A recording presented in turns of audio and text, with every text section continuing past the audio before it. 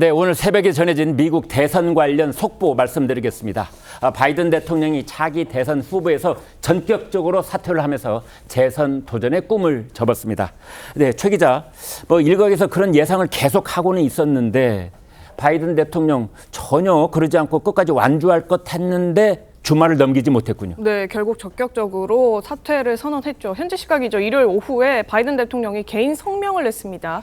개인 명의의 성명을 통해서 재선에 도전하는 게 의도였지만 후보에서 물러나서 남은 임기 동안 대통령의 의무를 다하는 데만 집중하는 게 당과 국가의 최선의 이익이라고 믿는다. 이렇게 얘기를 하면서 스스로 대선 후보 사퇴를 공식화했습니다. 이어서 그 결에 대해서 이번 주 거취에 대해서 이번 주 후반에 더 구체적으로 국민에게 설명할 거다 이런 말도 했는데요. 그 후로 한 20분 뒤에 온라인에 다시 글을 올리고 본인의 뒤를 이을 대선 후보로 카멜라 해리스 부통령을 전폭적으로 지지한다. 이런 내용도 발표했습니다. 이 바이든의 대선 후보 사퇴는요. 지난달 27일이죠. 공화당 대선 후보인 트럼프 전 대통령과의 첫 TV 토론에서 참패한 이후 24일 만이고요. 대선을 석 달여 앞둔 시점입니다. 네. 자, 바이든 대통령 그동안 고령 논란, 인지력 논란, 이러저러한 논란에 시달려 오기도 했었는데요. 그 모습을 잠시 보시겠습니다.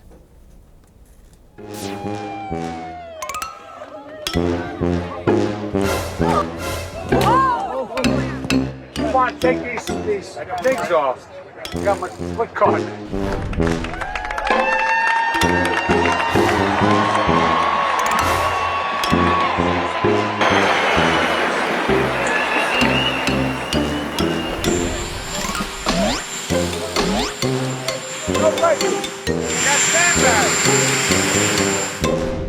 And now I want to hand it over to the president of Ukraine, who has as much courage as he has determination. Ladies and gentlemen, President Putin. President Putin.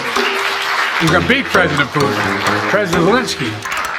I'm so focused on beating Putin, we got to worry about it. 네. 사실은 우크라이나 대통령 이름을 젤렌스키를 푸틴이라고 한 대목에서 사람들이 많이 놀라기도 했었습니다. 최 국장님, 그런데 자 민주당 대선 후보 큰일 났습니다. 이제 누가 이어받습니까? 이제 바이든 대통령이 해리스 부통령을 지지한다 이렇게 얘기를 했는데 확정된 건 아니죠. 확정된 건 아니죠. 네. 그러니까 당내에서는 그러면 누구로 이렇게 승계를 하는 게 맞는 거냐, 네. 아니면 처음부터 절차를 다시 해야 되는 거. 예를 들어서 이제 경선을 하자는 펠로시 하원 의장의 주장도 있습니다. 네. 그러니까 지금 이제 대선까지 4개월 남았으니까 네.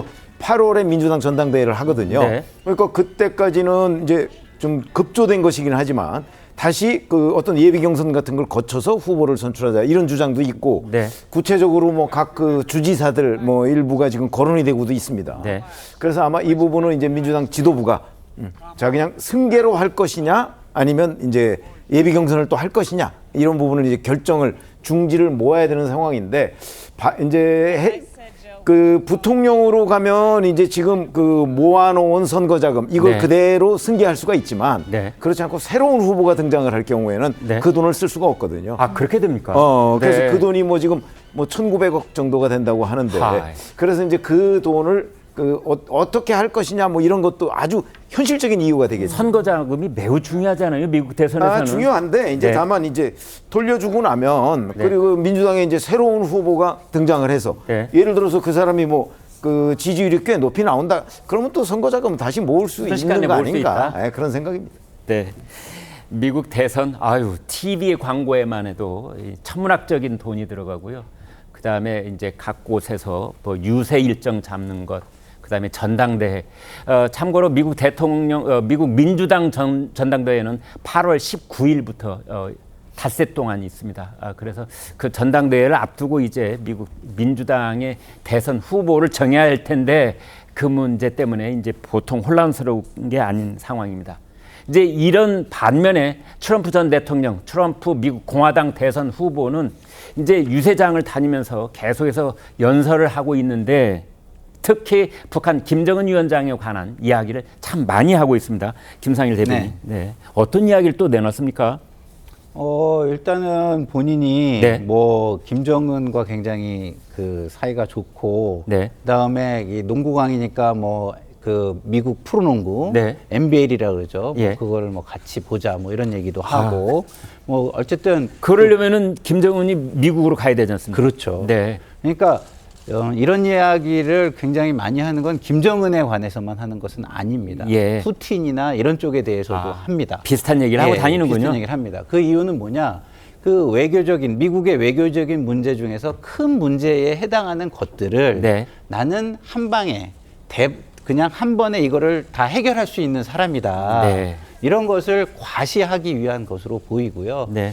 그런 외교적 역량을 갖춘 사람은 나쁜 였고 당신들은 그런 외교적인 네트워크가 없다라는 걸 비교적으로 비교 우위를 좀 과시하기 위한 전략으로 보입니다. 네. 그래서 저희가 이제 자막에 지금 모여드리고 있는데 농구도 와서 보고 뭐 야구도 와서 보고 MLB 같이 보자 이제 이런 것은 거기에 아주 함축적인 그런 뜻이 많이 담겨 있는 것 같은데 이제 문제는 우리나라입니다. 송영은 의원께요. 그래서 트럼프 제2기가 시작된다는 그 전제하에 우리의 외교 전략은 우리는 트럼프 캠프하고 어떤 채널이 지금 이미 확립이 돼 있는지 뭐 이런 궁금증들이 많은데 당장에 주한미군 그 주둔비 이 분담금 문제 뭐 그 문제라든지 또 다른 한편으로는 우리 핵무장에 관해서 바이든 대통령에 비해서 미국 공화당 특히 트럼프 대통령은 좀 더 유연한 생각을 가지고 있는 거 아니냐 따라서 호기가 될 수도 있다 이런 얘기도 있고 또 우크라이나 전쟁을 종식시키기 위한 어떤 비카드를 흔들 가능성 있고 그 다음에 이제 김정은과 트럼프의 만남이 성사될 가능성 뭐 여러 가지 얘기가 나오고 있는데요. 그 전망 어떻게 하십니까?